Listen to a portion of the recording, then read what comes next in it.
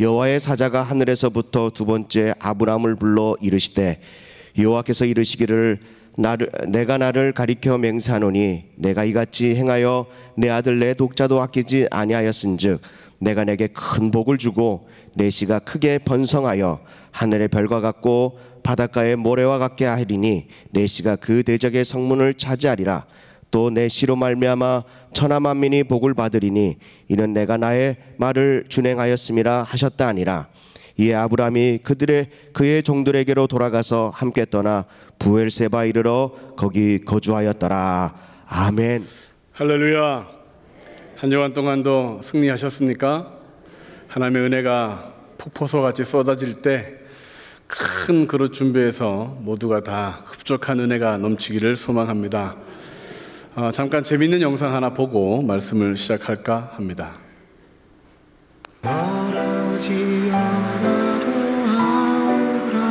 아닙니다. 말하지 않으면 모릅니다. 말하지 않으면 모릅니다. 종교활동이 끝난 후 목사님께 말해버렸다. 사실 저 불교예요. 말하지 않으면 모르지.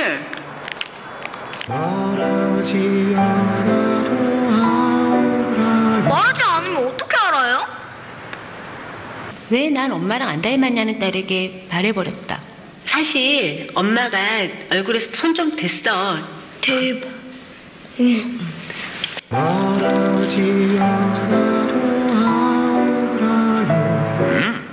말하지 않으면 몰라요.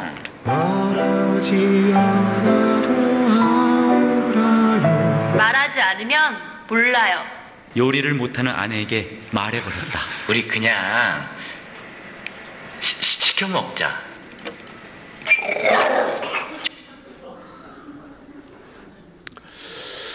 말하지 않아도 알아요라는 노래입니다.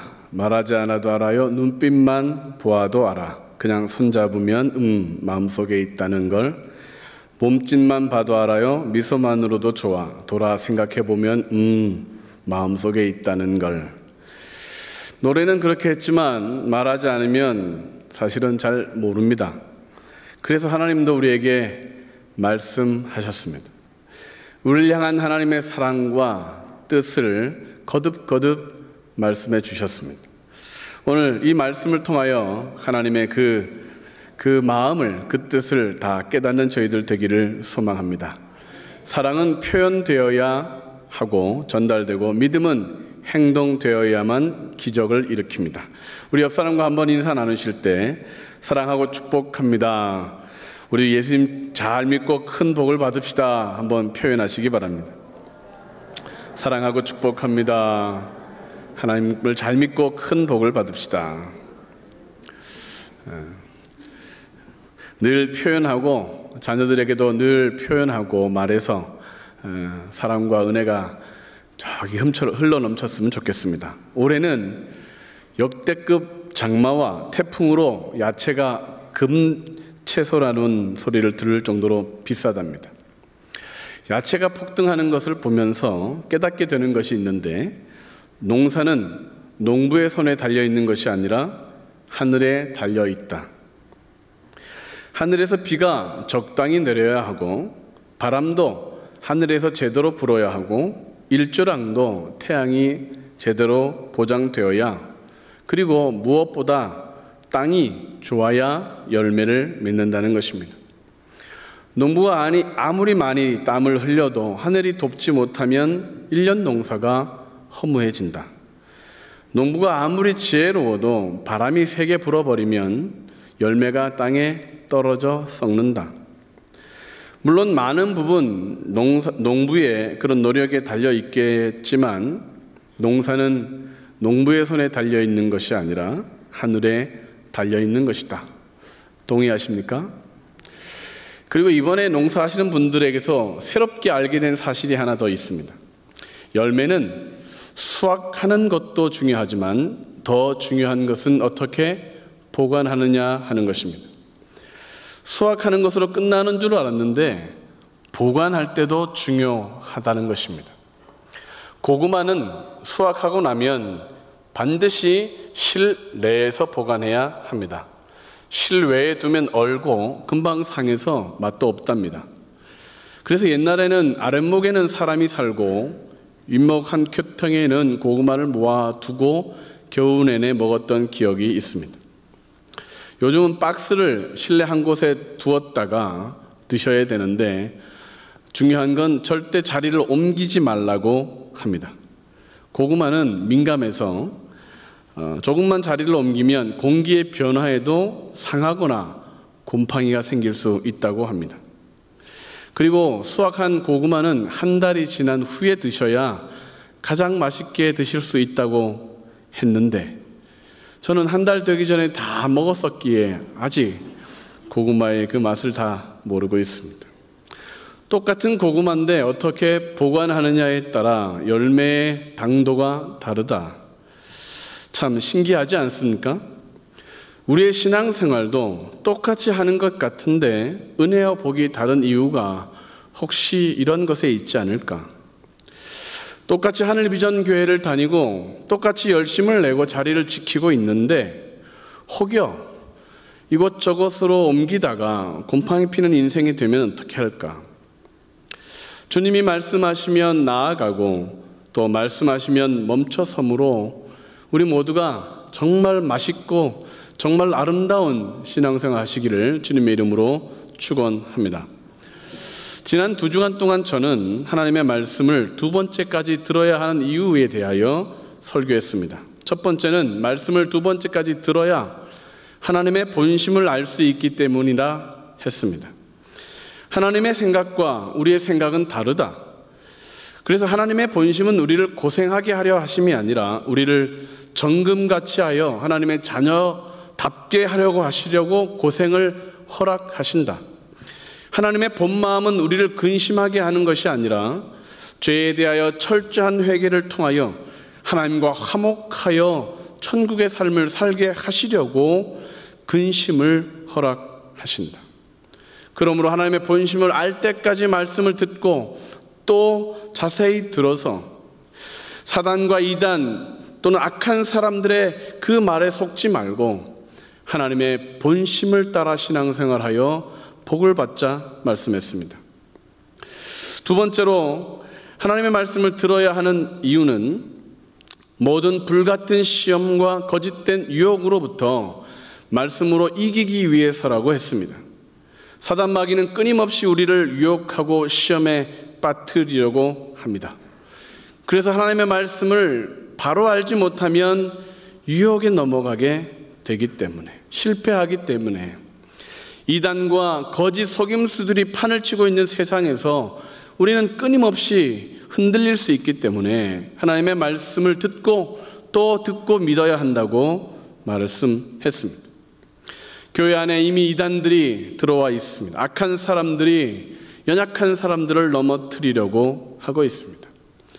설교 시간에 졸거나 하늘비전 만나가 없거나 성경을 읽지 않는다면 위험하다 말씀했습니다. 세상의 가짜 뉴스에 속아봐야 큰 피해는 일어나지 않습니다. 촛불 들고 광화문에 가거나 광화문 가서 태극기 한번 흔들면 끝납니다.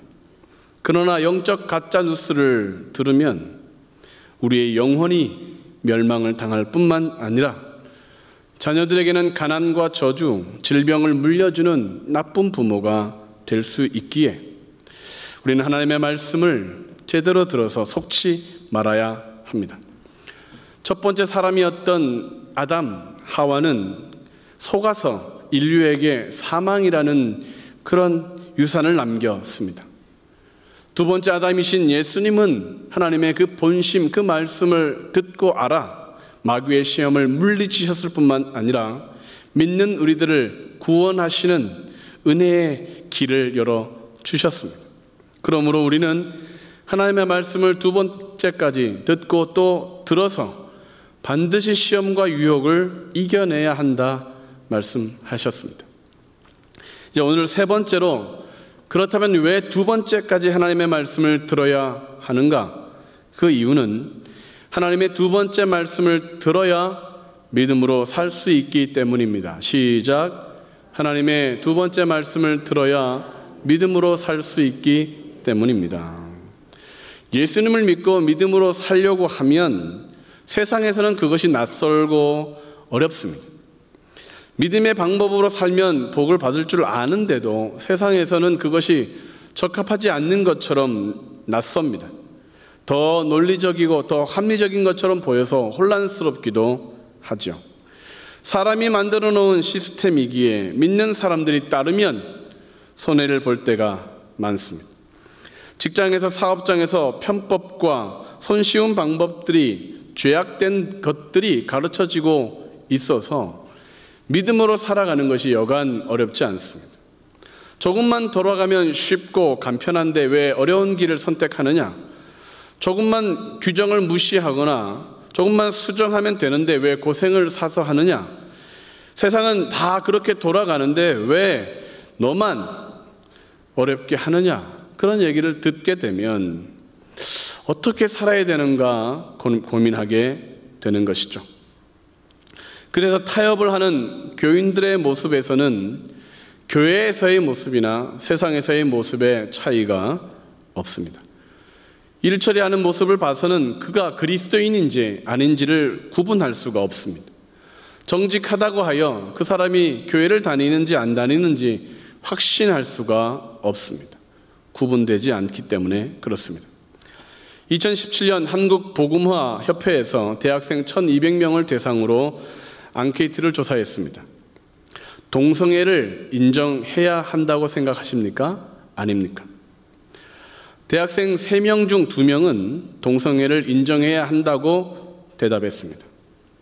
그 가운데 교회 다니는 학생들 2분의 1은 동성애를 인정해야 한다고 대답했습니다.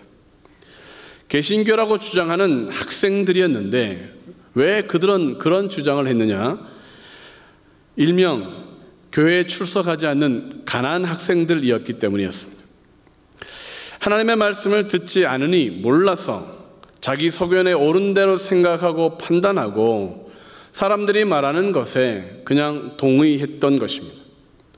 신앙이 있다고 말하지만 말씀을 듣지 못하면 믿음의 삶을 살아가지 못한다. 교회를 다니지 않으면 세상의 방법으로 살 수밖에 없고 교회를 다녀도 하나님의 말씀을 제대로 알지 못하면 하나님의 사람답게 판단하고 행동할 수 없다는 것입니다. 말씀대로 살지 않으면 복을 받지 못하는데 그래서 두 번째까지 말씀을 듣고 그 믿음을 지켜 복을 받아야 되기 때문입니다. 264 아십니까? 교회 주보에 크게 쓰여 있는 264 숫자의 의미를 아시지요? 창세기 26장 4절의 말씀, 2020년 하늘비전 교회에게 주신 하나님의 약속의 말씀 구절입니다. 이 말씀은 하나님께서 이삭에게 주신 말씀인데 흉년의 때에 애굽으로 피난하려는 이삭에게 지시하는 땅에 거주하면 주시겠다는 약속의 말씀이었습니다.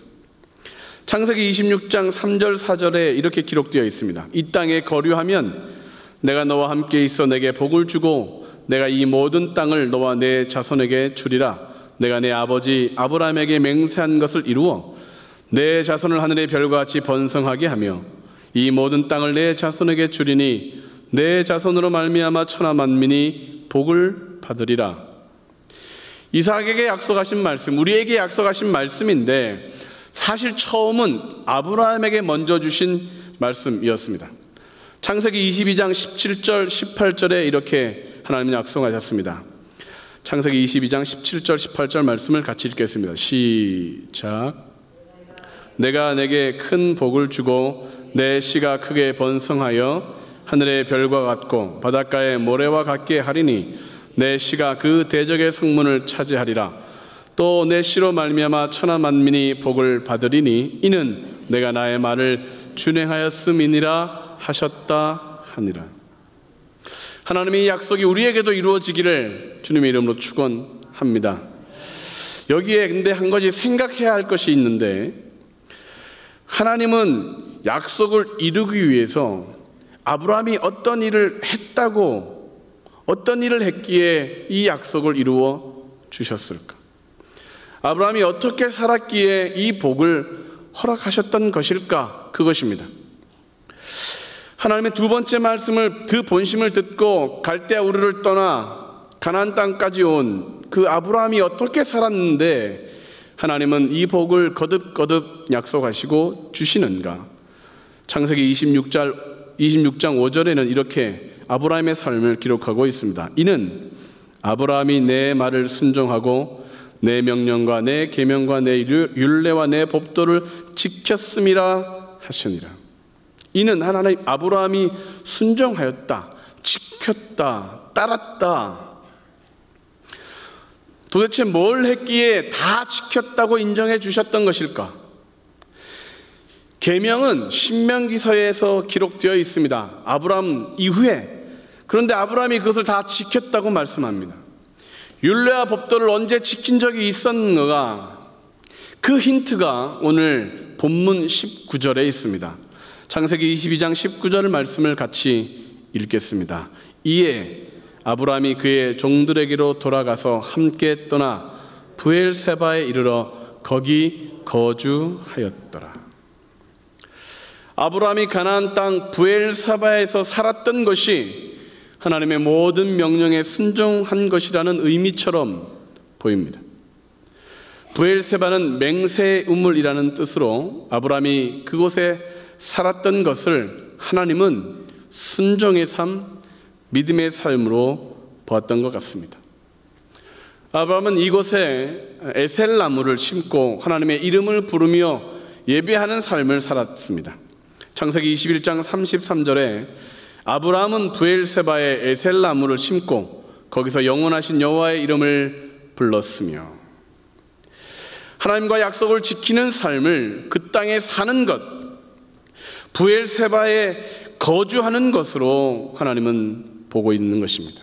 내가 내게 보여줄 땅으로 가라, 창세기 12장 1절에서 말씀하신 것을 아브라함은 가서 살았던 것이 순종이었고 믿음이었습니다. 하나님은 동일한 약속을 이삭과도 맺었습니다. 창세기 26장 2절에 보면 이렇게 기록되어 있습니다. 여호와께서 이삭에게 나타나 이르시되 애굽으로 내려가지 말고 내가 내게 지시하는 땅에 거주하라. 이삭은 그 약속의 말씀을 듣고 애굽으로 가는 것을 포기하고 흉년의 때에 100배의 복을 받는 기적을 경험합니다. 100배의 기적은 세상 사람들이 보기에는 기적이지만 믿음의 사람에게는 당연한 결과입니다. 순종의 씨를 심었는데 결과가 있죠. 수고의 씨를 심었는데 열매가 있죠. 말씀대로 살면 복을 받는 것은 상식입니다. 신기해할 것이 없습니다. 기도하면 응답을 받는 것은, 그것은 당연한 것입니다. 놀랄 일이 아닙니다. 헌신하면 하나님께서 더 좋은 것으로 갚아주시는 것은 자연스러운 것입니다. 당근입니다. 원래 그런 것입니다. 성경을 보면 믿다가 손해본 사람이 없습니다. 예수님 때문에 저주받았다는 사람도 없습니다. 믿음 생활 잘해서 망한 사람이 없습니다. 신앙생활을 제대로 하면, 말씀에 순종하면 반드시 복을 받는다. 그것은 기적이 아니라 상식입니다. 하나님을 믿으면 왜 이런 기적이 상식처럼 자연스럽게 일어나느냐? 약속의 땅을 떠나지 않으면 왜 100배의 축복을 받느냐? 왜 온전히 신앙생활을 하면 인생의 복을 누리느냐? 하나님이 살아계시기 때문입니다. 약속하신 하나님은 그 약속을 반드시 지키시는 신실하신 분이시기 때문입니다. 하나님은 절대 배신하지 않는, 일구이연하거나 허망한 말을 하시는 분이 아니라 그 말씀은 창조를 하는 역사가 있는 능력의 말씀이시기 때문에 그렇습니다. 그래서 브엘세바는 믿음의 사람들에게 특별한 장소였습니다. 하갈이 목 놓아 울을 때 샘물을 보여주셨던 곳, 아브라함이 영원한 여호와의 이름을 부르며 살았던 곳, 이삭이 마침내 그곳에 이르러 살고 사람들이 이삭을 보며 하나님이 함께 한다고 부러워했던 곳, 야곱이 형을 피해 하란으로 도망갈 때 출발했던 곳, 그리고 요셉을 만나러 가다가 브엘세바에서 하나님의 위로와 축복을 받았던 곳, 믿음의 조상들은 모두 이 브엘세바와 연결되어 있습니다. 언약의 땅, 약속의 땅. 브엘세바에 산다는 것은 믿음으로 산다는 것을 의미합니다. 매주 예배를 드린다는 것은 믿음입니다. 새벽마다 기도하는 것은 믿음입니다. 11조와 감사를 하는 것은 믿음입니다. 묵상하고 봉사하고 섬기고 주차관리하고 교사로 이 모양 저 모양으로 헌신하는 것은 믿음이라고, 다 지켰다고, 순종했다고 하나님이 보신다는 것입니다. 그러므로 오늘 이 예배가 믿음의 열매가 맺히는 삶이 되시기를 소망합니다. 아브라함은 브엘세바에 살면서 특별한 일을 하나 하는데 에셀나무를 심습니다. 에셀나무는 상록수 종류로 뿌리가 무려 30m나 밑으로 뻗는 나무입니다. 3m가 아니고 30m입니다. 놀랍지 않습니까? 주여, 어찌하면 저들이 놀랄까요? 뿌리가 무려 30m나. 아멘. 우아하신 분들 복이 넘칠 줄로 믿습니다. 그래서 에셀나무는 가뭄이 와도 마르지 않습니다. 사시사철 푸른 잎을 유지하는 그런 나무입니다. 아브라함은 에셀나무를 심으며 무슨 생각을 했을까? 가나안 땅에 살면서 그 에셀나무를 심어야겠다고 결심했던 아브라함의 마음에는 어떤 이유가 있었을까? 가나안 땅은 특징이 있습니다. 신명기 11장 10절로 15절에 가나안 땅에 대하여 설명해 놓았는데 같이 읽겠습니다. 시작. 내가 들어가 차지하려 하는 땅은 내가 나온 애굽 땅과 같지 아니하니 거기에서는 너희가 파종한 후에 발로 물대기를 채소밭에 댐과 같이 하였거니와 너희가 건너가서 차지할 땅은 산과 골짜기가 있어서 하늘에서 내리는 비를 흡수하는 땅이요 내 하나님 여호와께서 돌보아 주시는 땅이라.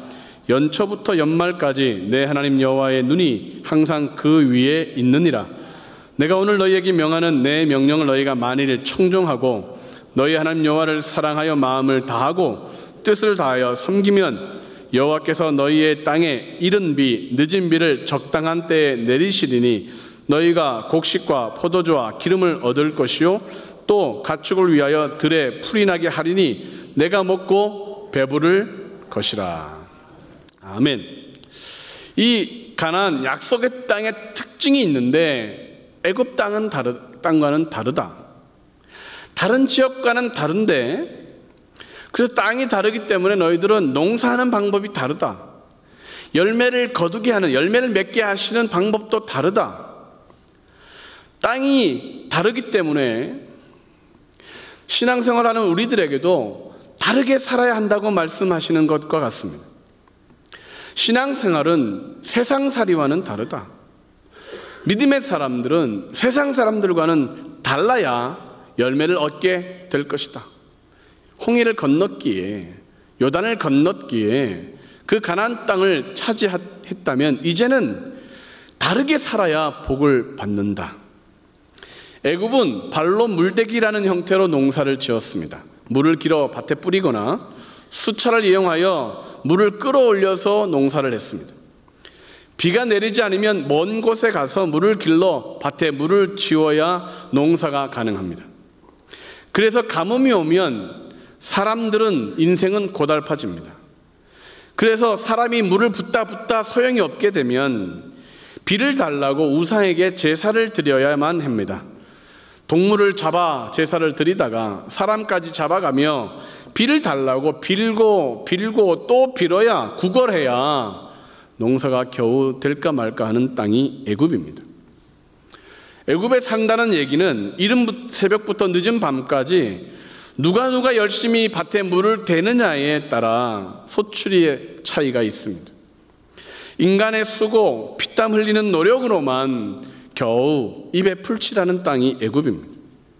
동물들처럼 정글의 법칙처럼 일어나면 먹을 걸 걱정하고 누우면 내일을 걱정하는 삶이 애굽에서의 삶입니다. 그러나 하나님이 주시고자 하는 그 약속의 땅은 다르다 소개하고 있습니다. 11절 가나안 땅은 비를 흡수하는 땅이다.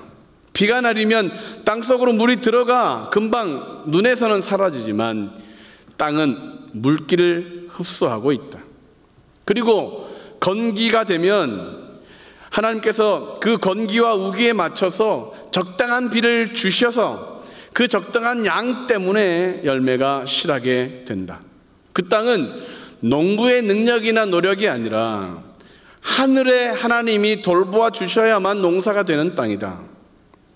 은혜의 단비를 때를 따라 내려 주셔야만, 하늘에서 수도를 틀어 주셔야만 농사할 수 있는 땅이다.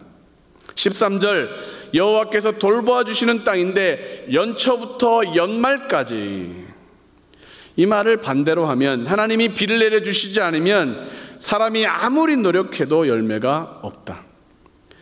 농부가 하나님과 화목하지 못하면, 그 백성들이 악하면 하나님이 비를 안 주신다. 가나안 땅은 하나님과 관계가 좋아야만 농사가 잘 되는 신기한 땅입니다.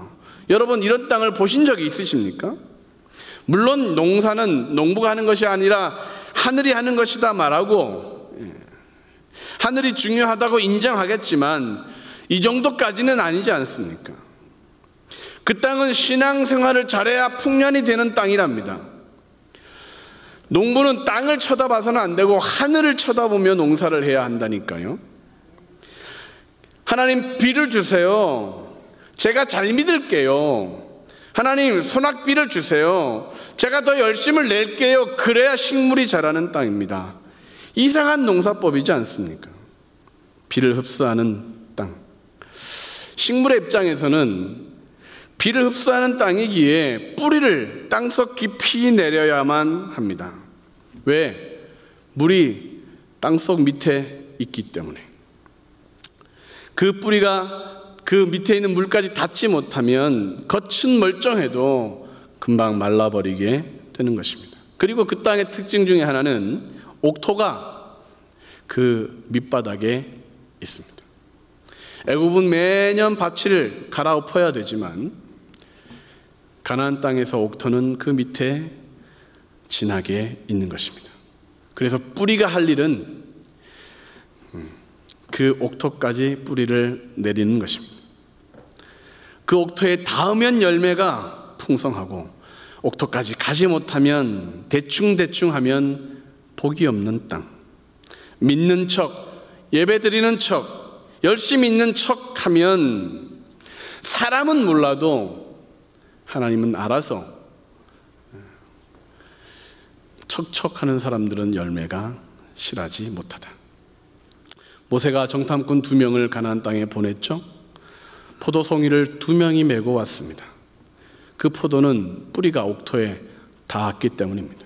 상상을 초월할 정도, 들어도 믿을 수 없는 정도의 열매. 그래서 그 땅에 거인들이 살았던 것입니다. 하나님은 정말 좋은 땅으로 인도하신 것입니다.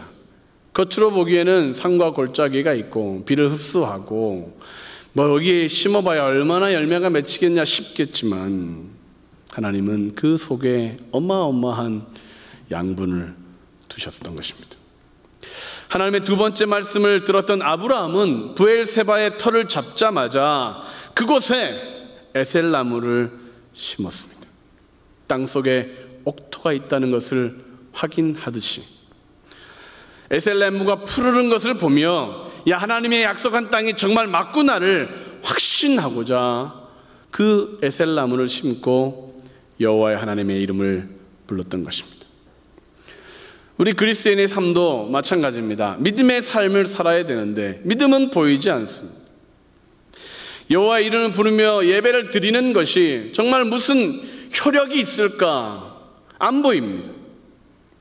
그래서 예배의 자리를 떠나는 이들도 있고, 그래서 교회 다니다가 천주교 가거나 절에 가는 사람도 있다고 합니다. 왜요? 안 보이니까. 고구마처럼 교회를 이리저리 옮겨 다니면 상합니다. 곰팡이 필 가능성도 있습니다. 뿌리를 더 내려야 합니다. 옥토까지 그것까지 닿도록 열심을 내야 합니다. 우리 그리스도인들이 세상 사람들과 다르게 살아갈 때 기적은 상식이 됩니다. 복받는 것은 자연스러운 것이 되고, 형통한 것은 당연한 것이 되고, 잘 되는 것은 두말하면 잔소리고, 들어가도 나가도 복을 받는 것은 전라도요 그라제, 경상도요 하모요, 충청도요 그리야, 강원도 당근이래요, 이스라엘이요 아멘입니다. 아멘. 예수님 믿고 복 못 받는 것은 하나님 잘못이 아니고 누구 잘못? 내 잘못. 하나님을 믿을 때 손해보지 않습니다. 결론을 말씀드리겠습니다. 먼저 그림 몇 장을 볼 텐데, 보석을 캐는 사람들의 사진입니다. 첫 번째, 두 번째 거까지 한번 볼까요? 첫 번째, 두 번째 그림은 믿다가 중간에 포기한 사람의 모습입니다. 곡괭이를 한 번만 더 내리쳤으면 상급을 받았을 텐데, 삽질을 한 번만 더 했으면 보석함을 두들겼을 텐데, 포기하지 말아야 합니다. 세 번째 그림을 한번 보겠습니다. 왼쪽부터 오른쪽부터, 여러분들은 왼쪽부터죠. 보는 쪽으로. 첫 번째 그림은 땅을 파다 잠들어 버렸습니다. 얻을 것이 없다고 생각했습니다. 해봐야 헛수고야. 그냥 대충 믿는 척하면 돼. 그리고 네 번째 사람은 땅 파다가 살려달라고 소리치고 있습니다. 조금만 더 파면 거기 밑에 보석이 있는데, 이러다 나 정말 죽을 것 같아, 이러다 나 망할 것 같아, 중간에 포기하고 있습니다. 그리고 두 번째 사람은 금을 발견했습니다. 근데 금을 발견하더니 거기서 더 파지 않고 그냥 그것만 즐기고 있습니다. 예수님 믿을 때 처음에 복을 받으면 거기서 멈추는 사람들이 많습니다. 자, 그런데 세 번째 사람은 금을 발견했지만 멈추지 않고 땅을 더 파고 들어가서 진귀한 보석을 캐기 시작합니다. 자, 그러면 이제 그만 보시고, 여러분들이라면 어떤 사람이 되겠습니까? 땅 파다가 자는 사람, 땅 파다가 겁나서 살려달라고 하는 사람, 땅 파다 금만 발견하고 멈춘 사람, 아니면 금 발견하고 더 보석을 발견하여 한 번 더 꽃갱이질을 하는 사람, 어떤 사람이 되기를 원하십니까? 1번, 2번, 4번, 3번. 손든 사람에게 보석과 같은 복이 넘치기를 주의 이름으로 축원합니다. 그렇게 무서운 얼굴을 하고 앉아 계시면, 우리는 모두 세 번째 사람이 되고 싶은 마음이 있습니다. 왜요? 땅속에 무엇이 있는지 아니까. 얼마만큼 더 수고하면 값진 보석이, 보화가 있는지를 아니까. 보석을 얻기 원하는 우리의 인생 가운데 믿음이 필요한 이유가 여기에 있습니다. 조금만 더 인내하면 되는데, 조금만 더 믿음을 지키면 되는데, 믿음은 바라는 것들의 실상이요 보이지 않는 것들의 증거니 선진들이 이로써 증거를 얻었느니라. 세상 사람들은 놀고 먹는 것이 좋은 거야. 땅 파봐야 소용없어. 믿음 생활 해봐야 그게 그거야. 세상 사람들은 교회 다녀봐야 코로나 걸려, 예배 드려봐야 더 위험할 수 있어. 세상 사람들은 예수님을 믿다가 약간의 재물과 약간의 복을 받으면 야, 이게 전부인가 보다, 이 땅에서 잘 먹고 잘 사는 것이 하나님의 뜻인가 보다 말하며 즐길 생각만 하는데, 정말 하나님의 사람들은 믿음을 가지고 더 깊이 더 하나님의 품으로 나아간다는 것입니다. 하늘 비전 성도라면 삽질을 한 번 더 하는 사람, 한 번 더 주님 앞에 기도하는 사람, 한 번 더 열심을 품는 사람이 다 되어야 하는 것입니다. 두 번째까지 하나님의 말씀을 듣고 또 들어야 하는 것입니다. 왜냐하면 밑에 무엇이 있는지 우리는 모르지만 하나님은 다 알고 계시기 때문에 그렇습니다. 더 수고해라. 왜요? 야, 하나님은 나 다 알고 있어. 내가 숨겨놓은 거야. 창세전에 내가 계획해놓은 거야. 너가 여기에서 인내하면 내가 복을 주려고 해. 너가 한 번 더 수고하려고 하면 하나님이 이런 어마어마한 것들을 너의 것으로 주려고 하고 있는 거야. 성령께서 우리에게 그렇게 계속해서 충동질을 하는 거죠. 아, 하나님은 내가 미운 털이 박혔나? 왜 나만 고생을 시켜? 왜 나에게 어려움을 줘? 왜 나만 시험에 들게 해? 아, 하나님은 왜 나만 못 살게 굴어? 그렇게 말하지 마시고, 뭐 있나 본데? 이 고난 지나가면 뭐가 있나 본데? 이 어려움이 지나가면 뭐가 있나 본데? 하나님을 믿고 두 번째까지 하나님의 말씀을 듣고 한 번 더 이래도 내가 넘어지지 않으리라. 내가 하나님의 본심을 아는데.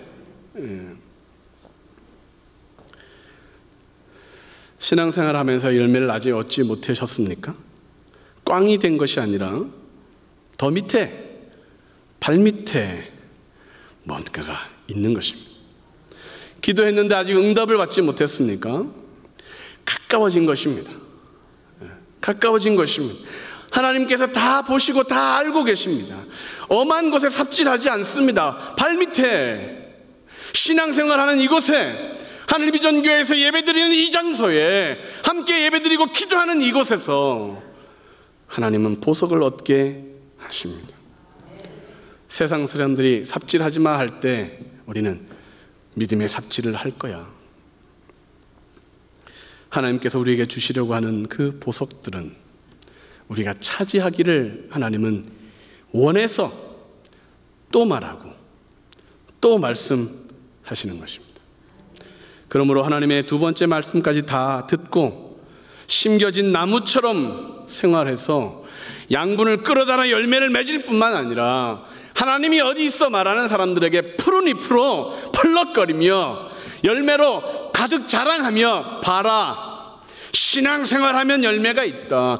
봐라, 하나님을 의지하면 절대 망하지 않는다. 에셀나무처럼 브엘세바에 거하며 살면, 믿음을 지키면, 예배하면 하나님이 너가 내 말씀을 다 들었구나, 너가 내 계명을 다 지키는구나 인정하시고 창세기 26장 4절에 이 약속의 말씀을 우리에게 다 복으로 주실 줄로 믿습니다. 그 복을 다 받으시는 주님의 백성들 되시기를 주님의 이름으로 축원합니다.